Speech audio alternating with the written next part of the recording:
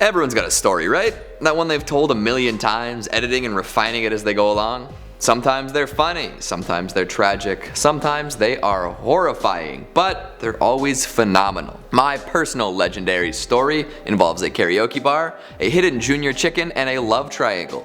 If you ask nicely, maybe I'll tell it one day. Stories like these are why a place like Askreddit is such a treasure trove. No one person is relied upon to get the conversation going. Hundreds of people sound off on a certain topic and remind others of similar experiences they may have had. It is a big, constantly changing, ever entertaining online conversation. Some of the greatest and most memorable stories are the scary ones, of course. It's implied that they're all true, too, which is a wonderful addition to the fear they generate. Supernatural, horrific stories are one thing, but real-life, believable scenarios are in another class entirely. Hello horror heads and welcome back to the Scariest channel on YouTube, Top 5 Scary Videos. I'm your horror host Keegan Hughes and today we're counting down the top 5 scary Askreddit stories you need to read. Now we all know there could never be a definitive list of these stories, but there are just simply too many to ever rank. But we're gonna bring you 5 freaky tales anyways. Before we get started, make sure to give this video a big thumbs up and subscribe for more community chillers. Wicked, let's begin. Riding in at number 5, we have motorcycle insanity.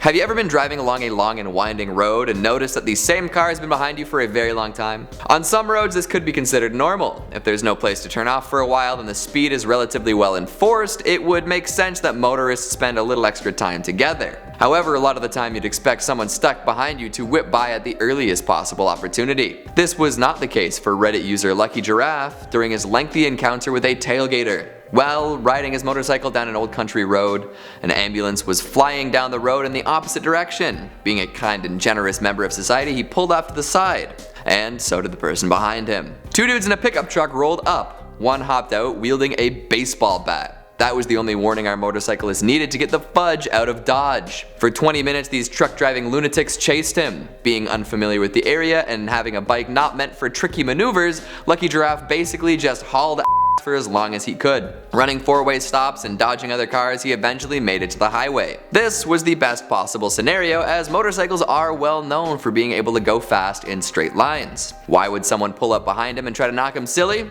Well, likely so they could just beat him up and steal his bike. But to continue on for kilometers before watching him tear off down the highway requires an unsettling amount of determination. Backwoods bike busters, man, makes you think twice about stopping along any back road. Sneaking in at number 4, the basement dweller. Usually this term makes me think of pasty dudes playing video games at their parents' house. You know, most of my friends in high school. But this post by a Reddit user gave the phrase a whole new terrifying meaning. The story tells the tale of a child visiting her grandparents' house way back in the day. They and their cousins would play in the attached mother-in-law apartment while grown folks would chat in the main house. The kids carried on as kids do, playing silly games and running amok. Their play eventually evolved into a game of hot and cold in which they took turns hiding a little key they had found. A cousin with particularly buttery fingers dropped the key and it fell under the door to the basement. Now every kid knows that the basement is a spooky place and no one should willingly go down there unless totally necessary, or if it's a well-established play area in the home. But against the unwritten rules of horror movies, our intrepid storyteller opened the door to go grab the key. They found a lot more than just a key. Standing at the bottom of the stairs was an unfamiliar man, arms full of stuff collected in the grandparents' basement. When this strange vagrant saw our storyteller, he yelled, "Go back upstairs, kid, go!" And of course, the kid did. They told the adults who inspected the basement and came up with nothing. This made them think that it was just the kid's imagination. However, while cleaning up the house 5 years later, the dad did find out that the grandparents were missing plenty of stuff. This is a pretty terrifying scenario, don't you think?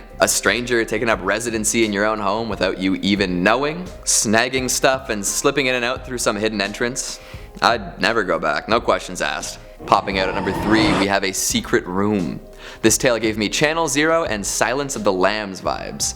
Never Enough WTF says they're a construction inspector. While looking at a house about to be renovated, they noticed a hidden room behind a bookcase. It wouldn't have even been found if not for a strange relationship between the foundation of the house and the main floor. Being the excellent inspector they are, Never Enough WTF peeked into the secret space. It was a small room, about 80 square feet, sporting a single fluorescent light covered in steel grating. The floor and walls were covered in sheet vinyl and the only furniture in the room was a metal chair, and in the floor, a single drain. Torture room, anyone? The folks looking to renovate ended up tearing the whole thing down, which was probably the right call. Nobody wants to live in a house with whatever the hell that room was. What do you think was happening in there? Give me your best guesses in the comments. Gliding in at number 2, we've got a floating mystery. I think the unknowable aspect of this story is the scariest part. Our hero in this Askreddit regaling was driving around a mid-sized town in Florida late one Saturday night. Used to seeing plenty of folks out and about near a popular bar, they were a little weirded out to see that the streets were essentially empty. Even with a little light drizzle, there would usually be folks out for a smoke or a fight.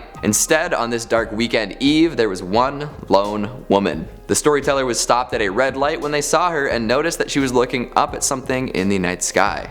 Weird, right? So the light turns green and the motorist keeps driving. They pass the woman who never stops looking up at whatever the hell they were looking at. This is passed off as drunk and or high behavior and a person zoning out while staring skyward. But then a few blocks down the road, there's a man doing the exact same thing, looking 45 degrees up at some unknowable thing in the sky. And based on their calculations, it met with the gaze of the girl 4 blocks away. So somehow these strangers have fixated on the same thing from blocks away and find it so transfixing that they can't look away. Unmoving, unblinking, unaccompanied. This driver never got a good look at what was above them, but reported feeling absolutely unsettled. And finally at number 1, a camping trip nightmare. Back to some realism for this last one, and it is a tragic and terrifying story. Relayed to Reddit user yaboy Henry Clay by his friend's father, it tells the tale of some friends gone missing in the worst possible way. When the dad and his friends were around 17 years old, they decided to take a camping trip together. About 8 of them went out to the Wisconsin woods and split the cost of one campsite. When they arrived, they divided the group to go grab some firewood and then meet back at the original location shortly thereafter. One of the pairs didn't make it back right away, but as they were a couple, the friends just assumed they were off bumping uglies. Jokes were made and everyone started to set up camp. A few hours later, the couple still wasn't back, so the group went off in search of them. A scrap of bloody shirt and a pair of shoes were found, prompting the friends to rush to their car in order to report what had happened. However, when they made it to the vehicle, they found that the gas had been siphoned, meaning they had to walk to the ranger's office. During their walk to the office, a semi-truck passed by with one driver and 2 faces pressed up to the window. They believe that it was their friends attempting to get help. Both were reported missing and have not been found. That's the kind of story that makes you want to board up your house and never leave. It's a reminder that things can go south super quickly, so be careful, stay prepared, and watch your friends' backs. The kind of stuff that'll be told around campfires for years to come. Just make sure folks stick together when they go to collect firewood. What'd you think of the list? What's the scariest story you've ever read? Have you experienced anything similar to these stories? Make sure you let me know down in the comments. Speaking of comments, let's have a look at some of your more malcontent ones from the top 5 scary things found on the dark web. Daniel Valdez says, thought that shirt said West Virgin, lol. Better than an East Virgin, right? Shinigami XD says, perfect video, like always. Why thank you, have an apple on the house. Zato71 says, is Keegan an undercover FBI agent trying to entrap us? There's no way to know for sure. You should probably just carry on and hope for the best. Midnight Horror TV says, I love this channel and we're pretty cool too. Hey, we love you too, Midnight Horror TV. And Lonely Chara says, why would someone actually go on the dark web? Like, what do you need from there? Well, I think Dylan10121 has your answer right here. Seems to be a popular use these days. And that's all the time we have for today. Before I drink a cup of what I can only assume is hydrochloric acid, make sure to give this video a big thumbs up and subscribe for more bone-chilling chats. Thanks for watching, and I'll see you next time. And it's a